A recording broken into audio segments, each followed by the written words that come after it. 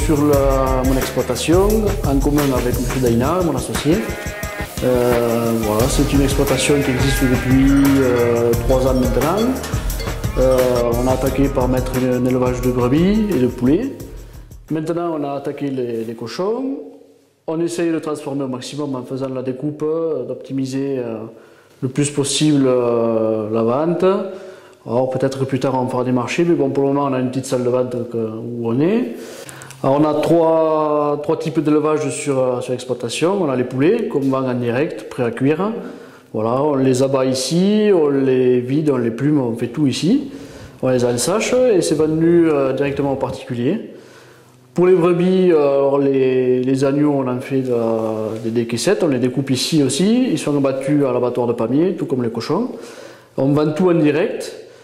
Enfin, tout, du moins un maximum, et ceux qu'on ne peut pas vendre en direct, on essaie de faire partir un commerçant. Depuis que le GAEC existe, ça fait 2 fois qu'on vend en commerçant, ça fait à peu près une vingtaine d'agneaux. Voilà. C'est vraiment des gros lots où on ne peut pas tout écouler en même temps.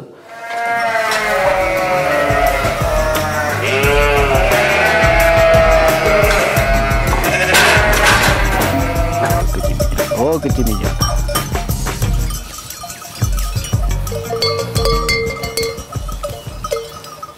Pour les cochons, c'est pareil, on les achète à 80 kg, ou à 60, ça dépend des périodes selon ce qu'il a, et on les fait monter à 150 à 180 kg, à peu près.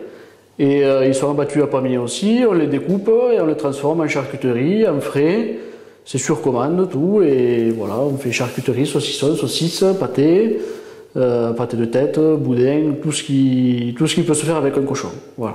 Alors après, on a fait le choix de commercialiser le maximum en vente directe par les circuits courts, parce que les cours sont pas bons, il faut dire ce qui est. Le cochon, si on le vend à un commerçant ou à un boucher, ça ne vaut rien. On ne gagne pas d'argent, on ne fait pas de marge. Les poulets, c'est pareil. Puis c'est pas intéressant de faire des poulets comme on fait nous pour les vendre directement. Et les agneaux, c'est des cours fluctuants. Du coup, on est obligé un peu de se diversifier pour compenser un peu la chute des agneaux, on compense avec le cochon. Quand c'est le cochon, c'est l'agneau qui marche bien.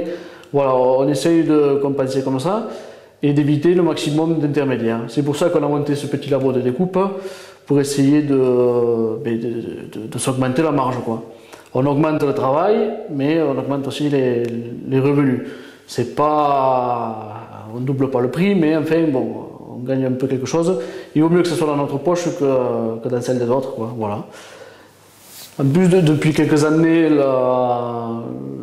les circuits courts, on le vend en poupe, c'est-à-dire que, par exemple, le pays des Pyrénées-Qatar nous a mis dans un livret où il répertorie tous les types de production, viande, poisson, il y a tout ce qui peut se faire, même le miel, tout, et ça permet de faire une publicité directement aux clients. Les gens essayent de revenir au maximum à des produits fermiers, à des produits locaux, et bon, c'est tout à leur honneur, et je pense que si tout le monde joue le jeu, producteurs et clients, je pense que ça peut marcher.